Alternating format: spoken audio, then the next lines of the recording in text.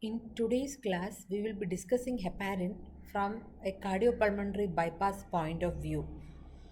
Heparin was actually discovered in 1916 by a second year medical student, J. McLean, and it was Charles H. Best who first introduced heparin into clinical practice at the University of Toronto. So from the picture which is in the diagram which is depicted here, we can see that it is a heterogeneous family of glycosaminoglycans. So it is actually a polysaccharide molecule which resides exclusively in the mast cells of our body.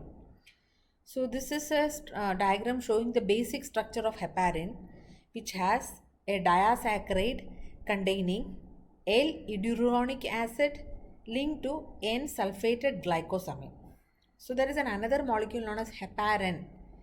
There is a difference between them, between heparin and heparin.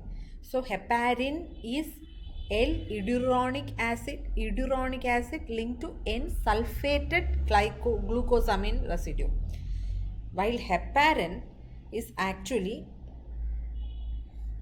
glucuronic acid. It is not iduronic acid, it is glucuronic acid, and in heparin it is N-acetylation which happens instead of N-sulfation. So this is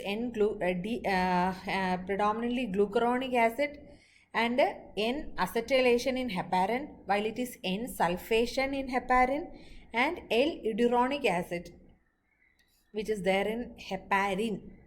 So this is the basic structure difference between heparin and heparin. So we will be discussing it in a CPB point of view. So we will be using heparin which has ampules which has 25,000 international units in 5 ml. That means each ml will have a 5,000 international unit. So basically 1 milligram of heparin is equal to 100 international units. So in a 25,000 international units ampule, that is each ml will have 5,000 international units. That means each ml will have 50 milligram. So usual dose in CPB is 3 to milligram per kg. So in a 60 kg, we will give 300 milligram of heparin. 300 milligram means 300 milligram means 300 into 100. That means 30,000. That means we have to use 25,000 of international units, that is 5 ml of that whole ampule and 1 ml from a new ampule. That is total of 6 ml we have to give as per the requirement to attain the required ACT. So usually we only give up to 5 milligram per kg, but in case of circumstances like heparin resistance, to attain the desired ACT, the maximum dose that we can give is up to 8 milligram per kg, that is 800 international units per kg. So what are the causes for a heparin resistance in CPB? Like we are giving heparin and we are measuring ACT, but we are not attaining the required ACT. So what can be the reasons? We know heparin acts through antithrombin 3. So if there is reduced levels of antithrombin 3, that can be a reason for heparin resistance. Or it can be due to accelerated consumption of antithrombin 3, or it can be due to an excess platelet activity. So how we treat heparin resistance? So either by giving a higher dose of heparin, that is up to 8 milligram per kg, or we can give an antithrombin concentrate at a dose of 75 units per kg.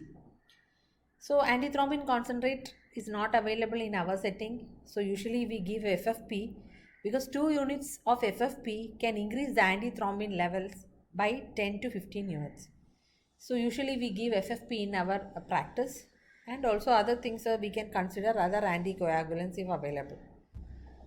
Now a few words about heparin induced thrombocytopenia. There are two types of heparin induced thrombocytopenia.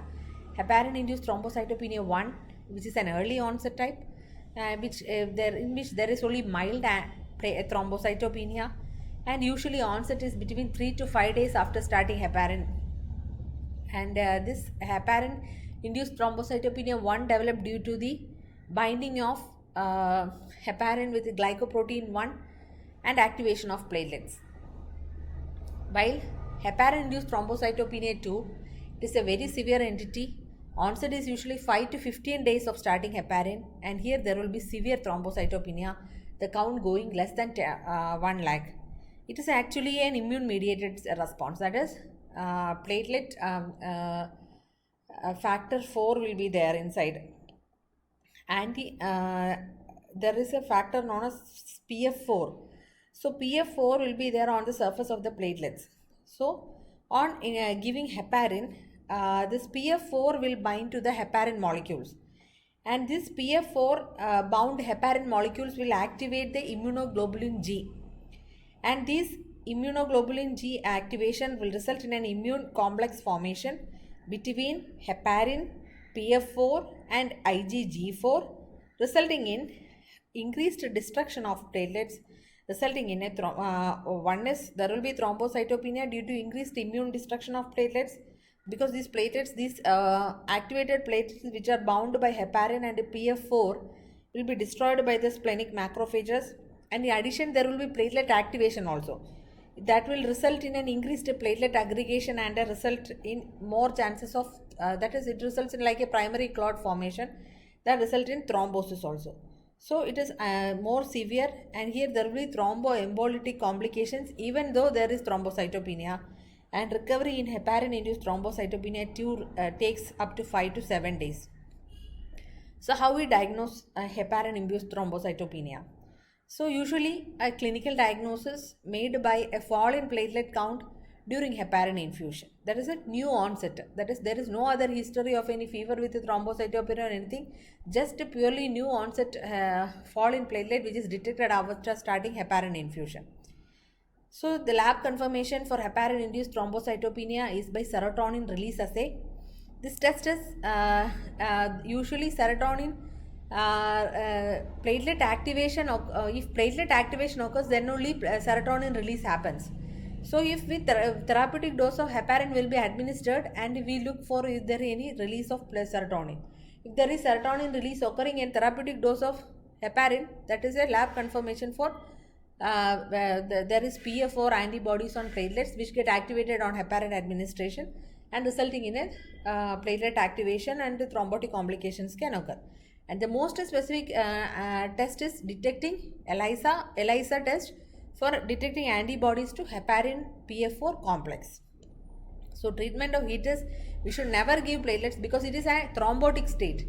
So platelet, we are giving platelet, it will increase the platelet activation and more stronger platelet plug can form. So we should not give platelet infusion in a case of HIT. We should stop heparin infusion. We should give alternative anticoagulants, and we can also give antiplatelets because platelet activation has to be prevented. That is, platelet aggregation has to be prevented. So to block adhesion and activation of platelets, we give antiplatelets. So this much in short from an exam point of view regarding heparin. Thank you.